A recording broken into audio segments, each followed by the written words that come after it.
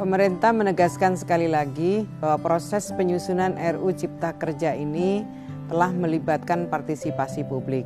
Untuk klaster ketenagakerjaan, Kementerian Ketenagakerjaan mengundang berbagai stakeholder ketenagakerjaan, apakah itu teman-teman serikat pekerja, serikat buruh, teman-teman pengusaha yang diwakili Apindo maupun Kadin, bahkan Kementerian Ketenagakerjaan mengundang para akademisi dari perguruan tinggi dan mengundang juga aspirasi, mendengarkan dengan baik aspirasi dari ILO.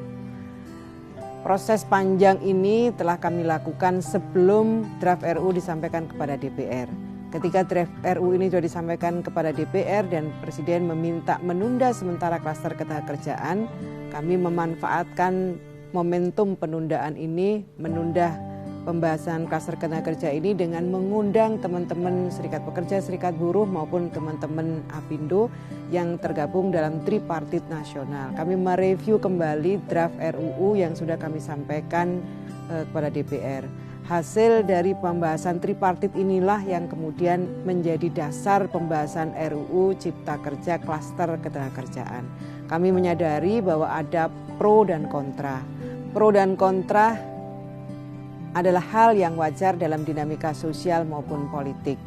Dan kami semampu mungkin berusaha keras mendekatkan pandangan antara teman-teman serikat pekerja, serikat buruh dengan teman-teman pengusaha.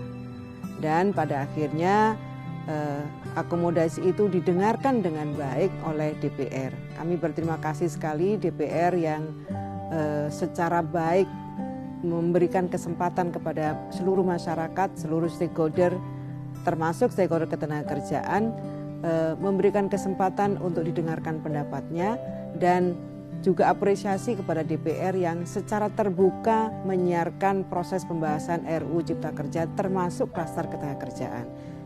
Kita bisa melihat secara langsung, masyarakat bisa melihat secara langsung karena disiarkan melalui TV Parlemen, kemudian ada kanal-kanal media sosial yang dimiliki oleh DPR. Jadi prosesnya secara terbuka, masyarakat juga diberi kesempatan untuk menyampaikan aspirasinya.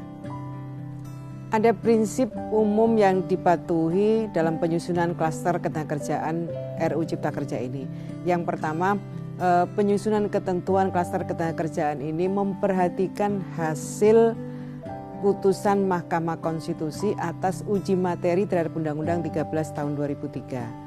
Kemudian ketentuan mengenai sanksi ketenagakerjaan dikembalikan kepada Undang-Undang Nomor 13 Tahun 2003. Ini saya perlu sampaikan prinsip umum. RUU Cipta Kerja tetap mengatur syarat-syarat dan perlindungan hak bagi pekerja atau buruh PKWT. Yang ini menjadi dasar dalam penyusunan perjanjian kerja. Di samping itu juga RUU Cipta Kerja ini mengatur perlindungan tambahan berupa kompensasi kepada pekerja atau buruh pada saat berakhirnya PKWT. Jadi yang baru adalah ada perlindungan bagi pekerja pada saat berakhirnya PKWT. Yang sebelumnya di Undang-Undang Nomor 13 2003 tidak ada perlindungan seperti ini. Yang berikutnya adalah syarat-syarat dan perlindungan hak bagi para pekerja dalam kegiatan alidaya atau outsourcing masih tetap dipertahankan. Bahkan dalam RUU ini memasukkan prinsip pengalian perlindungan hak bagi pekerja atau buruh apabila terjadi pergantian perusahaan alidaya. Hal ini sesuai dengan amanat putusan Mahkamah Konstitusi.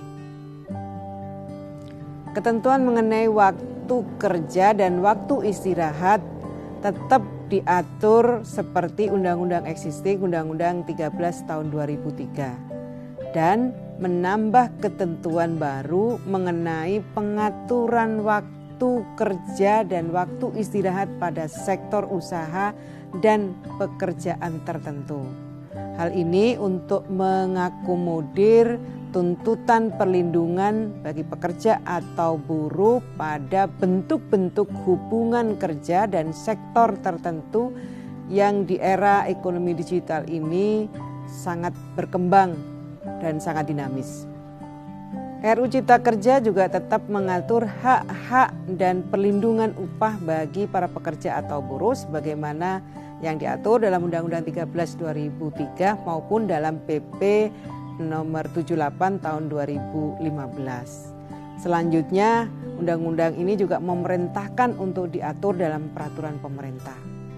Terdapat penegasan variabel dan formula dalam penetapan upah minimum berdasarkan pertumbuhan ekonomi atau inflasi.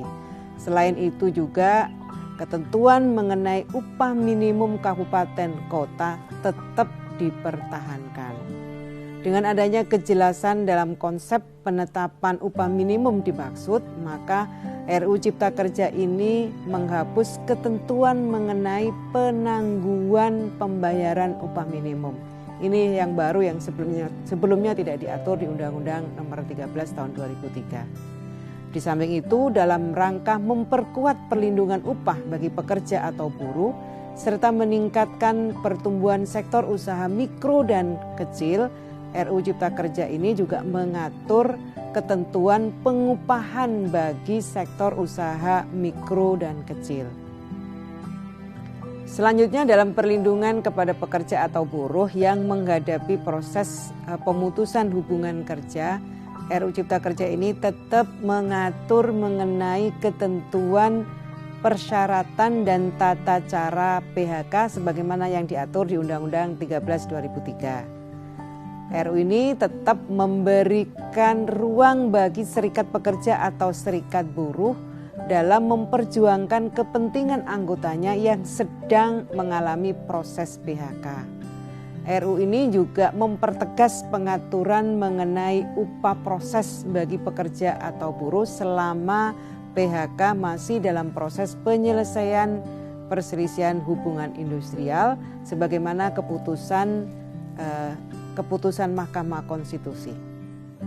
Kemudian dalam rangka memberikan jaminan sosial bagi pekerja atau buruh yang mengalami PHK, RUU Cipta Kerja ini mengatur ketentuan mengenai program jaminan kehilangan pekerjaan yang manfaatnya itu berupa cash benefit, berupa uang tunai, kemudian ada vocational training, ada pelatihan vokasi dan ada akses penempatan.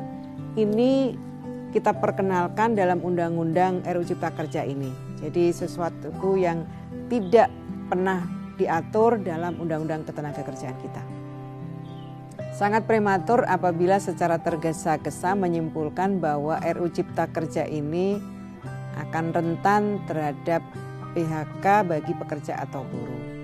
RUU Cipta Kerja ini justru ingin memperluas penyediaan lapangan kerja dan meningkatkan kualitas perlindungan bagi pekerja atau buruh, utamanya perlindungan bagi pekerja atau buruh yang mengalami PHK melalui program jaminan kehilangan pekerjaan.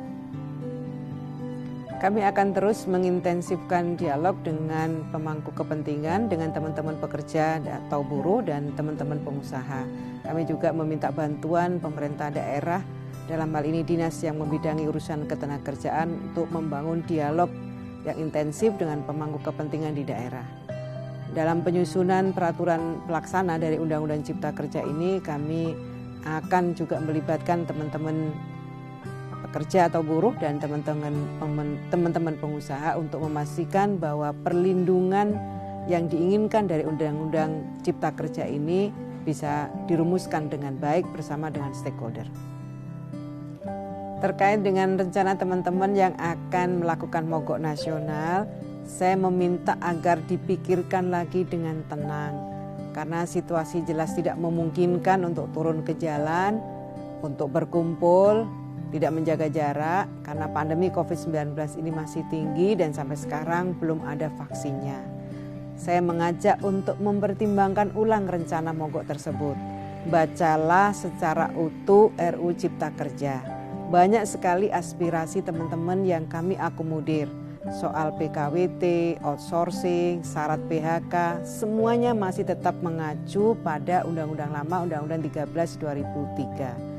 Soal upah juga kami masih mengakomodir adanya upah minimum kabupaten.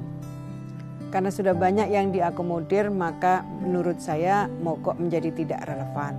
Saya mengajak untuk melupakan rencana itu. Saya mengajak untuk tidak mengambil resiko membahayakan nyawa teman-teman semua.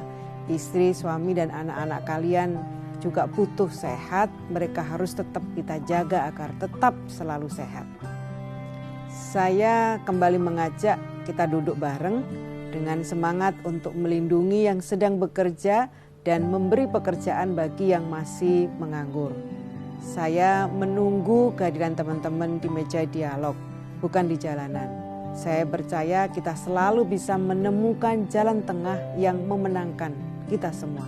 Kita harus berupaya, terus berupaya menyalakan lilin dan bukan menyalakan kegelapan.